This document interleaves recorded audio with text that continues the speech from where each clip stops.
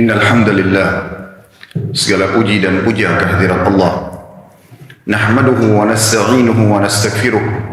Hanya kepadanya kita memuji, meminta pertolongan serta bertaubat dari dosa-dosa kita. Wa na'udzu billahi min syururi anfusina. Dan hanya kepada Allah pula kita meminta agar dijauhkan dari keburukan-keburukan diri kita. Wa min sayyiati a'malina, dan dari segala dosa yang pernah kita lakukan. May yahdihillahu fala mudhillalah. Barang siapa yang telah Allah berikan hidayah maka tidak akan pernah sesat selamanya. Wa may yudlilhu fala hadiyalah. Dan barang siapa yang telah Allah sesatkan maka tidak akan mendapatkan petunjuk selamanya. Asyhadu an la ilaha illallah wahdahu la syarika lah wa asyhadu anna Muhammadan 'abduhu wa rasuluh. Saya bersaksi tiada Tuhan yang berhak disembah kecuali Allah dan Muhammad benar-benar hamba juga utusannya. Qala Allah Ta'ala, Allah mengingatkan dalam kitabnya, Ya ayyuhalladzina amanu taqullaha haqqa tuqatih wa la tamutunna illa wa antum muslimun. Hai sekalian orang-orang yang beriman, bertakwalah, patuh dan tunduklah kepada satu-satunya pencipta segala sesuatunya, baik di langit, di bumi, di kedalaman lautan, terjangkau atau tidak terjangkau oleh mata manusia, yaitu Allah Subhanahu wa Ta'ala. Sebenar-benar patuh dan tunduk. Dan janganlah kalian meninggal dunia kecuali dalam keadaan Islam.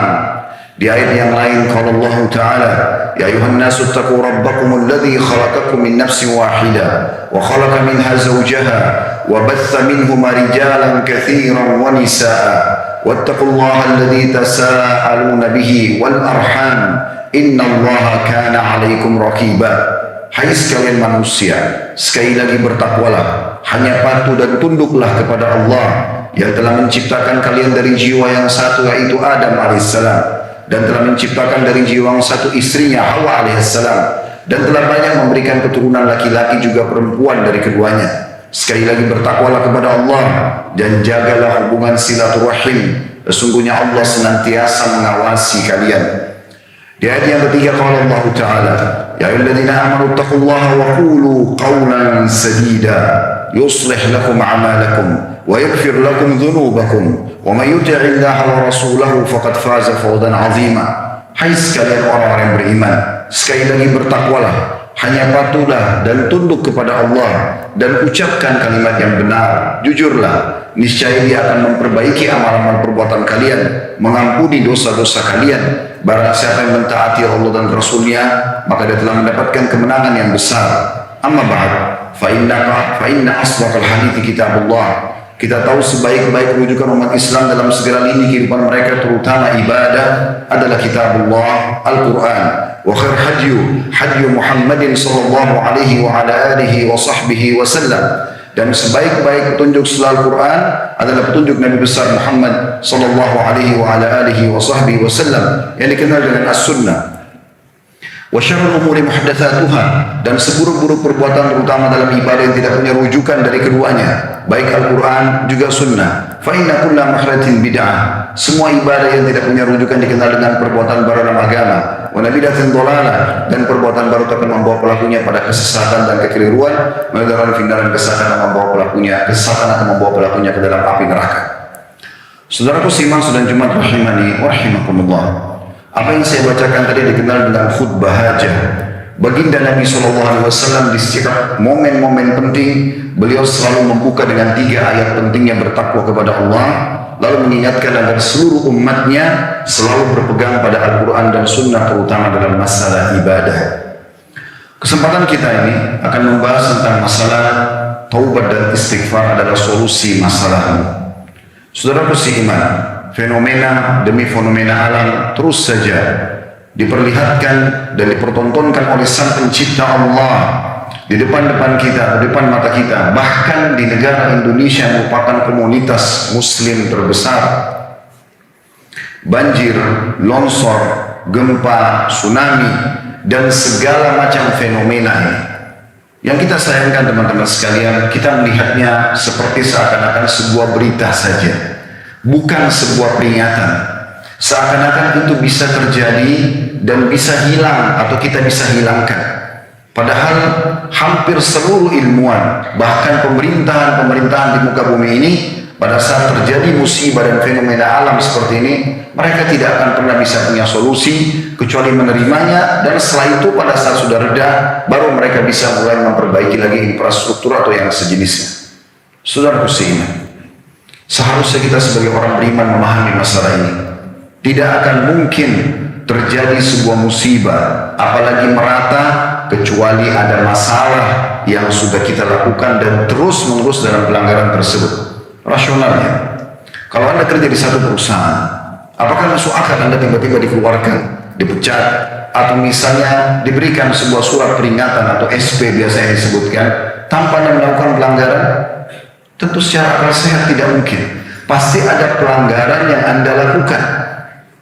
Kemudian diberikanlah surat peringatan pertama, tidak mau juga surat peringatan kedua, tidak mau juga surat peringatan ketiga.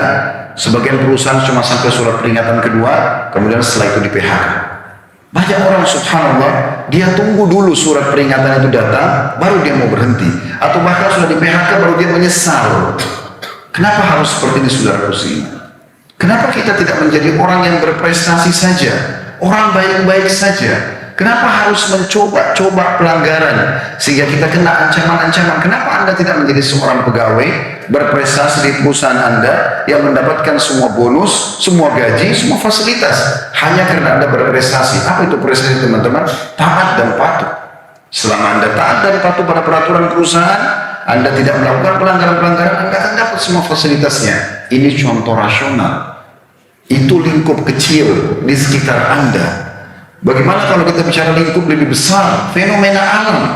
Sebagai orang beriman kita tahu landasan agama kita, la ilaha illallah, la ma'budu bihaqqin illallah. Tidak ada Tuhan, pencipta, pemilik, penguasa yang menghidupkan, yang mematikan, memberikan rezeki kecuali Allah.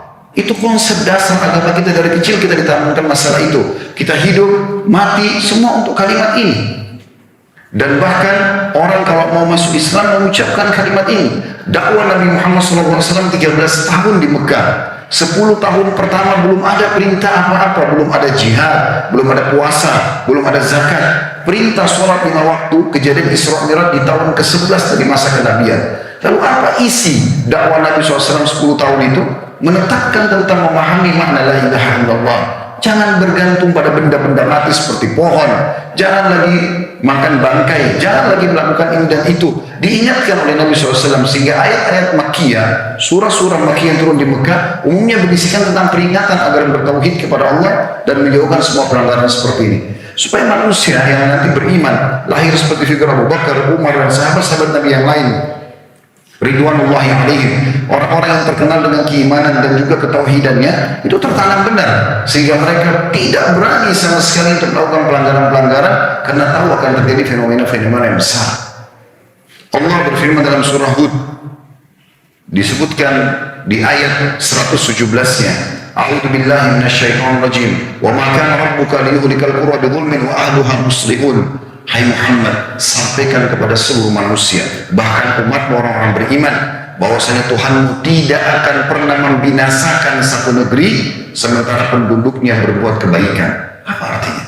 Berarti fenomena-fenomena yang datang saudaraku seiman ada sebab. Dan kita kalau menjadi orang yang cerdas, ambil pelajaran dari masalah itu. Saya akan coba bacakan beberapa ayat. Coba teman-teman tadabburi ayat ini sehingga kita sadar atau lebih menyadari bahwasanya semua ini sebabnya adalah dari kita sendiri. Dan kalau kita tidak menyadari akan datang peringatan-peringatan yang lebih besar lagi. Kata para ulama, seorang pencuri atau maling sebelum mencuri, Allah akan kirim kepada dia sinyal rasa takut. Sebelum berzina, Allah kasih dia sinyal supaya takut. Takut ke hotel, takut ketahuan, takut begini, itu sinyal. Kalau dia berhenti dia akan selamat. Tapi karena tetap saja dia terabas dan melakukan pelanggaran, Allah datangkan sinyal yang kedua, ketahuan oleh orang. Mungkin dia pada saat masuk hotel ketahuan oleh tetangganya, mungkin dia ditelepon oleh pasangannya, mungkin ini dan itu, atau pada saat dia mau mencuri kelihatan oleh orang, tapi masih bisa lolos. Kalau dia berhenti di peringatan yang kedua, dia akan selamat, dia bertobat dan istighfar. Tapi tidak, ada orang merasa, oh saya kan belum ketangkap, dia ulang yang ketiga, Allah datangkan peringatan yang ketiga, ditangkap oleh masyarakat, digebukin sampai bisa meninggal dunia. Kenapa harus tunggu cobaan-cobaan berat seperti ini datang baru mau berhenti? Kenapa enggak menjadi orang yang cerdas? Begitu ada sinyal peringatan sebentar saja kita sudah langsung berhenti. Allah ingatkan dalam surah An-Nisa, surah nomor 4 ayat 79 yang berbunyi, A'udzu billahi minasyaitonir rajim. Ma asaba min hasanatin faminallah wa ma asaba min sayyi'atin wa ma asabaka min sayyi'atin famin nafsik. Artinya, apa saja nikmat yang kau peroleh, kesehatan, kekuatan, semua yang kita bisa miliki, makanan, minuman, ada pasangan halal, bisa melakukan biologis yang halal, apa saja, anak, tempat tinggal dan seterusnya, semua dari Allah. Dan apa saja bencana yang menimpamu, maka dari kesalahan dirimu sendiri.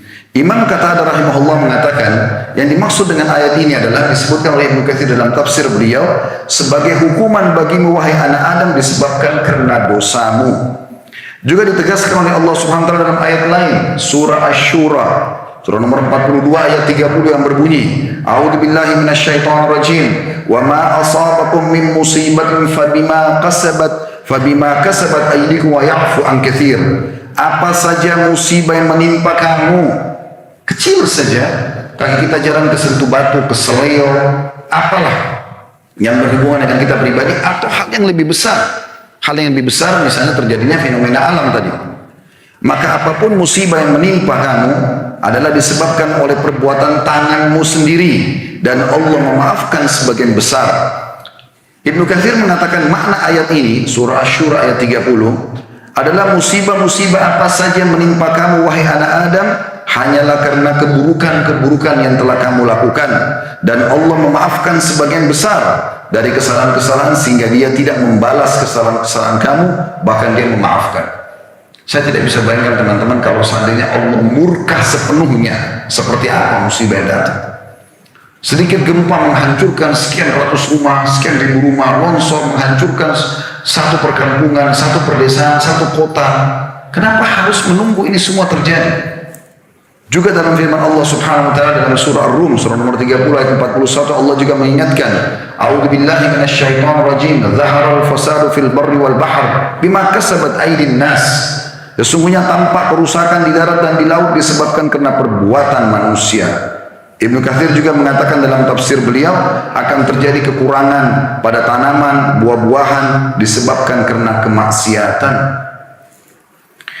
Abul Aliyah mengatakan, barang siapa yang bermaksiat kepada Allah Subhanahu wa taala di muka bumi, maka ia telah berbuat kerusakan di muka bumi, karena kemakmuran bumi dari langit adalah karena ketaatan. Artinya datangnya semua rezeki ini karena taatnya penduduk bumi. Kapan ada satu yang melanggar saja sudah cukup untuk mengorek permasalahan dari langit sana atau dari Allah Subhanahu wa taala. Apalagi kalau banyak orang melakukan, apalagi kalau sampai dilegalkan.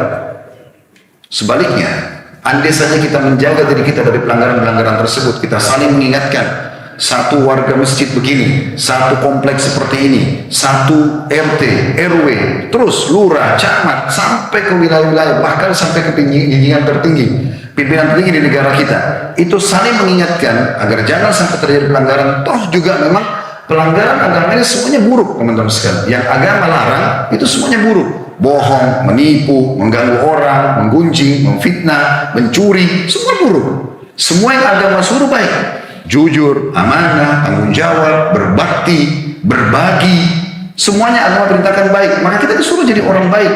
Kalau kita saling memberikan peringatan, apa janji Allah Subhanahu wa taala sehingga tidak terjadi kemaksiatan.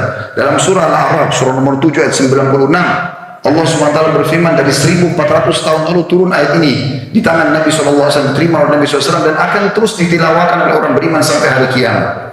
A'udzu billahi minasyaitonir rajim. Walau anna ahlal qura amanu wattaqau la fatahna 'alaihim barakatin minas samai wal ard walakin kadzdzabu fa akhadnahum bima kanu yaksibun.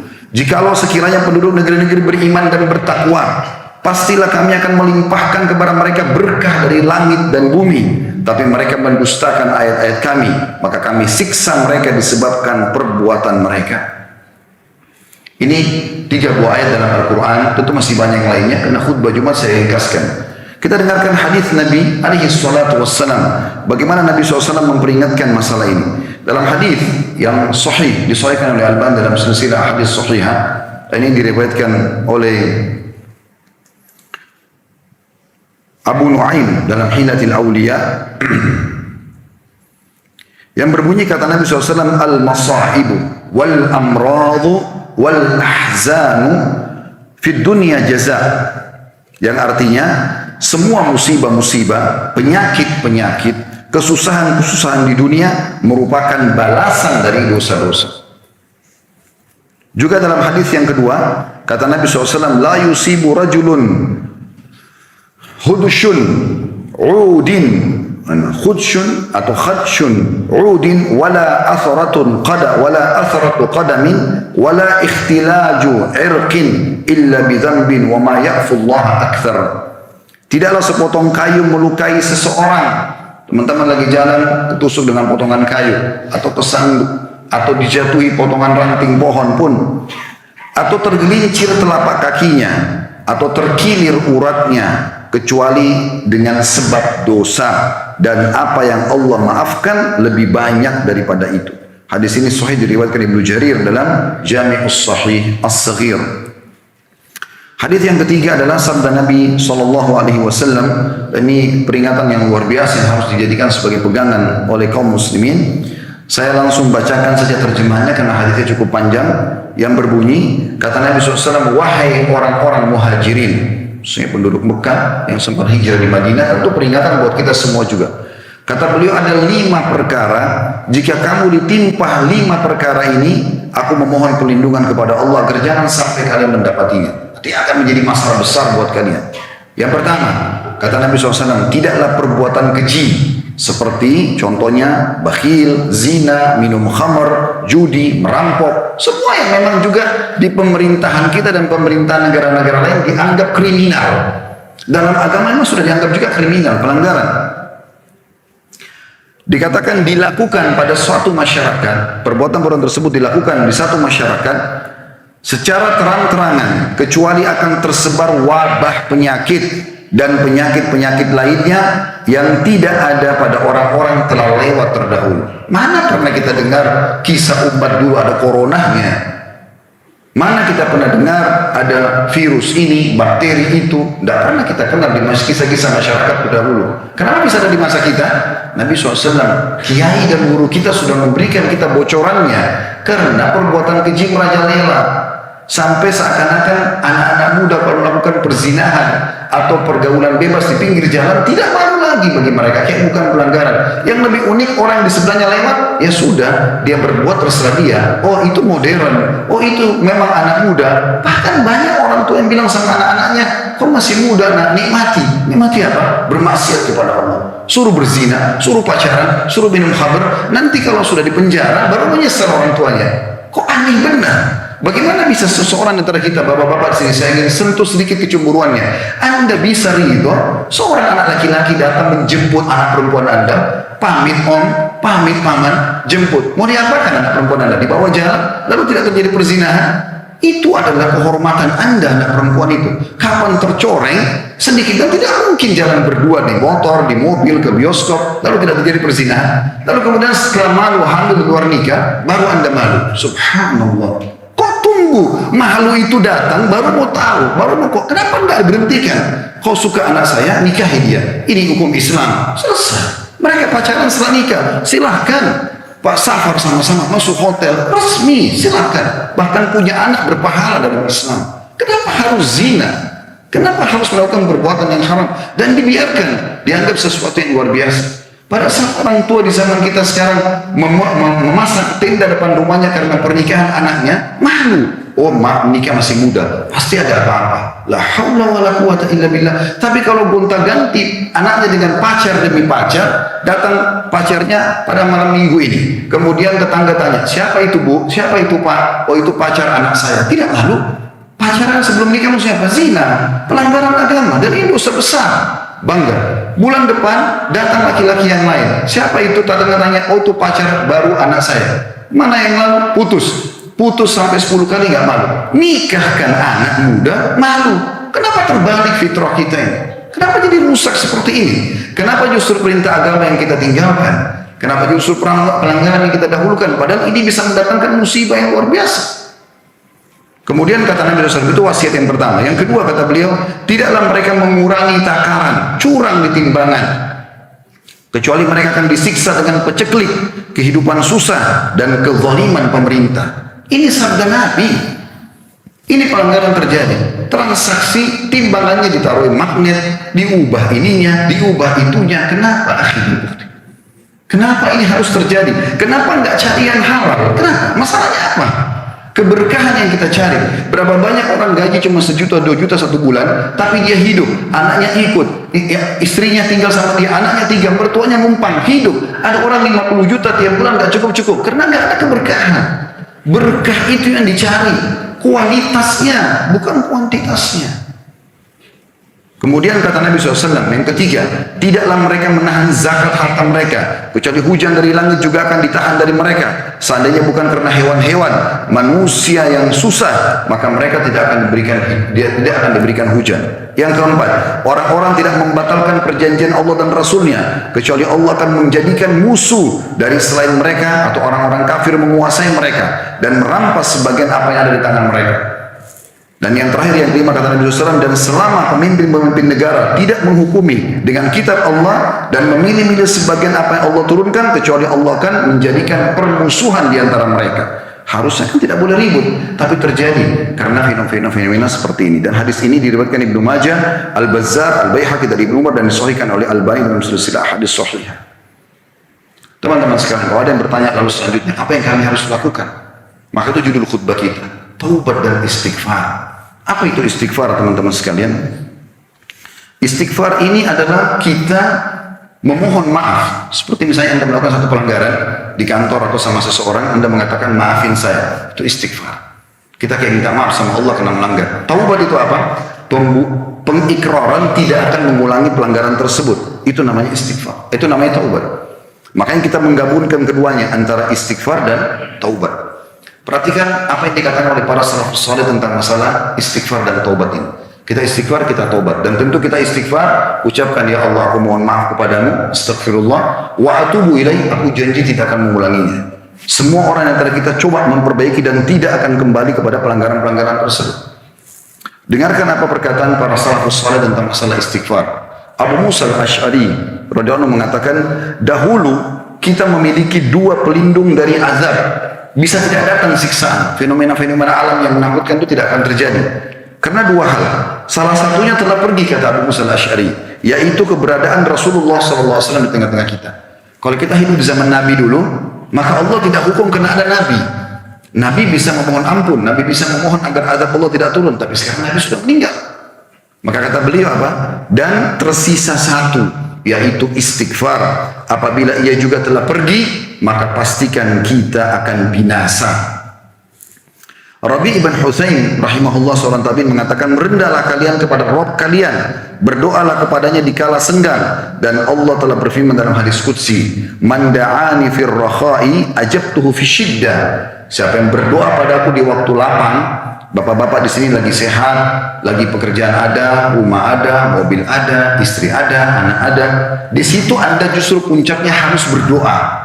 Minta dipertahankan nikmat itu adalah afdal, lebih baik daripada nanti musibah datang baru minta dikeluarkan dari masalah. Misal kita lagi sehat, minta, ya Allah pertahankan kesehatan saya, itu lebih baik daripada nanti sudah sakit baru minta kesembuhan. Lebih baik ini, lagi kaya, lagi mampu, minta dipertahankan nikmat itu, tamak dengan rahmat Allah, lebih baik daripada nanti kalau sudah bangkrut baru minta diberikan jalan keluar. Dua-duanya bisa, tapi ini lebih baik. Kata Nabi SAW, siapa, kata Allah SWT, siapa yang berdoa padaku di waktu dia lagi lapang, aku akan penuhi kebutuhannya di waktu dia sedang sempit. Wa man sa'alani a'taitu, siapa yang memohon kepadaku, merengek, manja kepadaku, aku akan berikan. Wa man tawadha'a li rafa'tu, siapa yang merendah karena aku, tidak sombong dengan jabatannya, dengan ilmunya, maka aku akan muliakan dia. Wa man tafarraga li rahimtu, dan siapa yang meluangkan waktu untuk ibadah kepadaku, khusus azan ke masjid, luangkan waktu mengaji, ada zikir pagi petang yang dilakukan, maka aku akan memberikan rahmatku padanya. Wa man istaghfarani ghafartu lahu, dan siapa yang memohon ampun kepadaku, pasti aku akan memaafkan semua kesalahan-kesalahannya. Tentu kalau kesalahan diampuni, berarti tidak jadi dihukum, dan fasilitas akan kembali kepada orang tersebut. Anda kalau di kantor, lalu Anda diputihkan kesalahan Anda, apa yang terjadi? Anda akan kembali sebagai pegawai seperti baru awal, dan Anda akan mendapatkan semua fasilitasnya. Ibnul Jauzi berkata, rahimahullah, dinukul oleh Ibnu Qayyim dalam kitab beliau, Madarijus Salikin, bahwasanya iblis berkata, aku membinasakan anak cucu Adam dengan dosa, dan mereka membinasakanku dengan istighfar dan la ilaha illallah. Manakala aku melihat hal itu pada mereka, mereka selalu beristighfar dan mengucapkan la ilaha illallah, berzikir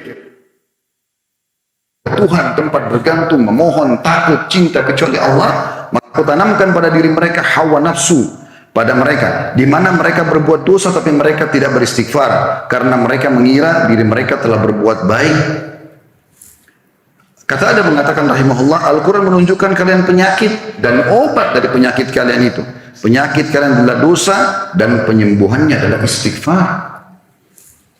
Ali radhiyallahu anhu berkata, sahabat Nabi yang mulia, yang aneh adalah orang binasa padahal keselamatan ada bersamanya. Lalu ditanya kepada beliau, apa keselamatan yang Anda maksudkan? Kata Ali radhiyallahu anhu, istighfar. Itu keselamatan bersama dia. Dan beliau juga mengatakan, tidaklah seorang hamba diilhami oleh Allah subhanahu wa ta'ala untuk beristighfar. Lisannya mengatakan astagfirullah, kemudian Allah mau mengazabnya. Tidak mungkin terjadi. Dan subhanallah, ibadah zikir istighfar ini teman-teman sekalian adalah ibadah yang paling ringan. Nggak ada gerakan anggota tubuh, kecuali lisan kita. Sambil tidur, sambil duduk, sambil di motor, sambil di mobil, sambil bekerja, sambil belanja. Apa susahnya? Astagfirullah wa atubu ilaih. Kembali kepada Allah subhanahu wa ta'ala. Menjadi orang soleh, orang patuh itu enak. Kita jujur, amanah, tanggung jawab, dipercaya, disuka sama orang, disuka juga oleh Allah. Kenapa harus menjadi pembohong, penipu, pelaku kriminal? Kenapa harus merusak nama kita dan juga jauh dari fasilitas Allah subhanahu wa ta'ala? Bukan cuma itu teman-teman, kalau dia merajalela kesalahan itu akan merata, semua kita akan kena. Kemudian berkata juga Luqman al-Hakim, surah Luqman yang Anda sudah tahu dalam Al-Quran, orang ini terkenal sekali al-Hakim, sangat bijaksana. Dinukil dalam sebuah perkataan beliau, berkata pada anaknya, wahai anakku, Allah memiliki beberapa waktu tidak ditolak. Seperti pada saat hujan turun antara azan dan iqamah sepertiga malam, ada Allah ijabah doa-doa orang. Apa kata Luqman? Bukan dia bilang, hai anakku, minta hajatmu. Dia mengatakan, maka pada saat itu perbanyak istighfar. Karena dengan dimaafkan, semua akan dapat fasilitas. Anda tahu waktu Nabi Adam alaihissalam dikeluarkan dari surga, kan melanggar, tidak boleh makan buah lalu dia langgar. Apa yang terjadi? Nabi Adam minta dikembalikan ke surga? Tidak. Nabi Adam minta dikasih fasilitas? Tidak. Dia bilang apa? Rabbana zalamna anfusana. Wahai Tuhan, kami salah. Maafkan kami. Karena Nabi Adam tahu betul kalau dimaafin kembali fasilitasnya. Itu poinnya sebenarnya. Begitu juga Aisyah berkata radhiyallahu anha, Tuba ini sebuah istana di surga bagi orang yang mendapatkan banyak istighfar dalam buku catatan amalnya. Abu Minhal berkata rahimahullah, tidaklah seorang hamba didampingi dalam kuburnya oleh pendamping yang lebih dia cintai daripada istighfar. Nanti kalau kita masuk kuburan, kita paling senang dengan istighfar yang pernah kita ucapkan. Duduk teman-teman bisa ratusan, ribuan kali kita bisa baca istighfar itu. Al-Hasan Basri berkata rahimahullah, perbanyak istighfar di rumah-rumah kalian, di meja-meja makan kalian, di jalan-jalan kalian, di pasar-pasar kalian, di majlis-majlis kalian, karena kalian tidak tahu kapan ampunan itu akan turun. Seorang Badui berkata, pada saat ada orang-orang mau datang tinggal di sekitar rumahnya, kayak bapak-bapak di sini tinggal satu komplek begini, mereka kasih syarat apa kalau orang mau bertetangga dengan mereka? Mereka mengatakan, siapa yang ingin menjadi tetangga kami di tanah kami, hendaklah memperbanyak istighfar, karena istighfar adalah awan lebat yang akan mengandung air, maksudnya akan mendatangkan rezeki yang banyak dari langit. Bakar bin Abdullah al-Muzani rahimahullah juga berkata, kalian banyak berbuat dosa, maka perbanyaklah istighfar, karena seseorang kalau menemukan istighfar di dalam catatan amalnya pada setiap jarak 2 baris, habis mengucapin apa? Istighfar. Habis kerjain apa? Istighfar. Selalu begitu, maka dia akan sangat senang melihat nanti itu pada hari kiamat. Terakhir Ibnu Taimiyah rahimahullah berkata, pikiranku terpaku pada satu masalah yang sangat sulit aku untuk hadapi. Maka aku pun beristighfar kepada Allah 1000 kali sampai dadaku dilapangkan, maka dan masalahku terpecahkan. Aku kadang berada di pasar, masjid atau sekolah, tapi hal itu tidak menghalangiku untuk zikir dan istighfar sampai masalahku atau apa yang kuinginkan dipenuhi oleh Allah subhanahu wa ta'ala. Dan teman-teman, kalau kita mau bahas ini tidak akan pernah ada habisnya. Tapi saya ingin titip pesan wasiat ini teman-teman. Hadir di sini, bapak-bapak hadir di sini bukan untuk main-main. Anda tuh sini luangkan waktu, mungkin tinggalkan keluarga, tinggalkan pekerjaan, bukan untuk seremoni atau testimoni. Mau dengar khutbah bagus nggak sih? Mau hadir Jumat rame nggak di komplek? Bukan itu. Rugi sekali kalau cuma itu niatnya. Anda datang untuk mendengarkan wasiat ceramah para dai yang mengingatkan kita supaya ada bekal satu pekan ke depan, Jumat depan dengar lagi supaya ada bekalnya. Rugi kalau pulang nggak bawa hasil. Tujuannya saya teriak-teriak di sini teman-teman untuk kita membawa pada perubahan dari diri saya dan juga teman-teman sekalian. Karena ini fenomena depan mata sudah terlihat, selalu terjadi permasalahan-permasalahan besar. Dan seperti seakan-akan kita tidak enggak dengan itu. Yang uniknya kita ini kaum muslimin, kita orang-orang yang faham. Ada qaulullah, kitab Al-Quran diterjemahkan dalam semua bahasa termasuk bahasa Indonesia. Ada hadis-hadis Nabi SAW, masjid kita banyak, dai-dai kita banyak. Kemana semuanya ini? Sehingga seakan-akan tidak berefek. Saya nggak perlu teman-teman sekalian Anda keluar dari masjid ini mengatakan, oh khutbahnya bagus. Nggak penting buat kita itu. Nggak penting demi Allah, nggak penting buat saya. Karena itu akan riak kalau kita hanya puji orang. Apa yang kita mau kejar dengan pujian sepanjang lidahnya? Oh itu bagus ya. Terus dapat apa? Tambah gemuk badan saya? Tambah pintar ke saya? Enggak ada sama sekali. Bodoh benar seorang dai kalau tujuannya untuk itu. Tapi bagaimana Anda pulang berubah menjadi orang lebih baik? Sehingga memang ini akan merata semuanya dan kita semua akan dapat manfaat. Karena musibah ini datang sekali lagi karena banyak dosa kita. Mulai dari diri kita, mulai dengan keluarga kita, insya Allah Allah SWT akan mengangkat masalah-masalah ini. Aku qauli hadza, saya sudah mengucapkan perkataan saya ini, wa astaghfirullah li wa lakum, dan saya istighfar kepada Allah, mengajak jemaah istighfar kepada Allah, fastaghfiruhu innahu wal ghafurur rahim. Istighfarlah kepada Dia Maha Pengampun juga Maha Pengasih. Alhamdulillah, wassalatu wassalamu ala Rasulillah. Segala puji dan puja kehadirat Allah Subhanahu wa taala, juga salawat dan taslim kepada Nabi besar Muhammad sallallahu alaihi wa ala alihi wa sahbihi wasallam. Sebelum menjalankan sunnah Nabi SAW berdoa di khutbah kedua, saya mengingatkan kembali teman-teman, umur kita terbatas. Jangan terpengaruh dengan umur yang masih muda, kulit yang masih kencang. Demi Allah, kematian kalau datang tidak mengenal jabatan, umur, suku. Dia akan datang seketika. Mati itu fenomena yang sangat luar biasa, spektakuler. Orang itu kuat, berotot, ahli bela diri, binaragawan, seketika mati. Dan semua hanya akan jadi cerita. Ingat, Anda akan ditemani di kuburan oleh amal Anda yang selama ini Anda lalaikan. Kata Nabi SAW, kalau anak Adam menuju ke kuburan, akan ikut 3 bersamanya. Akan ikut keluarganya, mengantarnya. Tapi itu juga hanya sampai di atas liang lahat. Dia tidak akan mungkin masuk ke dalam liang lahat. Dia juga tidak akan mungkin menunggu menginap di situ. Secinta-cinta istri Anda pada Anda, tidak mungkin seperti itu. Anda pun cinta pada istri, tidak akan Anda di kuburan tersebut menunggu. Anak juga sama orang tuanya tidak akan pernah duduk menginap di kuburan. Pulang. Mereka akan mengenang Anda sehari, 2 hari, seminggu, sebulan, setahun. Habis itu mereka akan lupakan Anda. Sekarang saya tanya teman-teman di sini, apakah ada di antara kita yang mengenang kisah kakeknya atau ayah kakeknya? Yang paling jauh mungkin ayah kita atau kakek kita. Mana generasi yang di atas? Sudah nggak ada. 2-3 generasi kita akan dilupakan, selesai. Kata Nabi SAW, yang kedua adalah hartanya.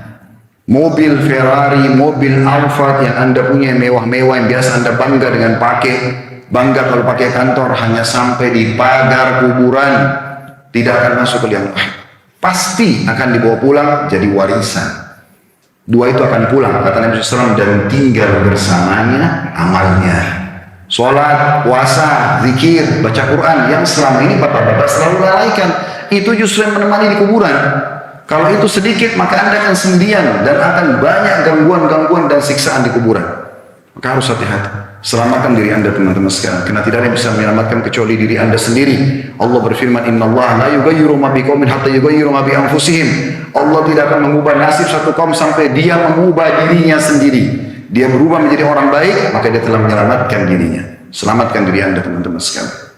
Mari kita berdoa kepada Allah Subhanahu wa taala, karena ada 2 hadis Nabi sallallahu alaihi wasallam yang berbunyi, kata Nabi SAW, Jumat 12 waktu, tidak ada seorang muslim pun yang berdoa kecuali Allah akan ijabah. Riwayat yang lain dan ada juga menjelaskan bahwasanya kejarlah itu selepas sholat asar. Riwayat yang kedua, Jumat tidak ada seorang muslim pun berdoa kecuali Allah ijabah, dan itu dilakukan atau akan dijawab oleh Allah semenjak khatib di khutbah kedua sampai diiqamahkan sholat. Makanya semua khatib berdoa di khutbah kedua karena ini adalah waktu mustajab. Alhamdulillahirabbil alamin. Kami memuji-Mu ya Allah sebagaimana layak Kau dipuji sebagai pencipta. Kami memuji-Mu ya Allah sampai Engkau ridho dengan puji-pujian kami, dan kami ucapkan salam hormat kami kepada utusan-Mu Nabi Muhammad sallallahu alaihi wa ala alihi wa sahbihi wasallam sebagaimana Engkau telah mengucapkan salam hormat kepadanya bersama dengan para malaikat.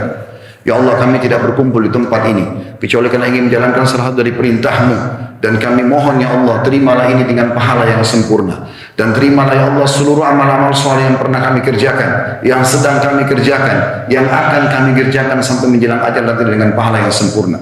Ya Allah, kami bukan memohon agar Engkau memaafkan kesalahan kami, tapi kami mohon dengan kemahamurahan-Mu agar Engkau mengganti dosa-dosa kami menjadi pahala. Karena Engkau menyebutkan dalam firman-Mu, ulaika alladziina yubaddilullahu sayyi'atihim hasanat. Ada hamba-hamba-Mu yang Engkau ganti dosa-dosa mereka menjadi pahala. Kami mohon kepada-Mu ya Allah, pelanggaran kami sudah terlalu banyak, kelalaian kami sudah terlalu melimpah, dan terlalu banyak peringatan-peringatan datang kepada-Mu tapi kami belum engah. Maka maafkanlah kami ya Allah. Maafkanlah juga seluruh kerabat-kerabat kami, kedua orang tua kami, dan muslimin juga muslimat, mukminin dan mukminat yang hidup dan juga yang sudah meninggal.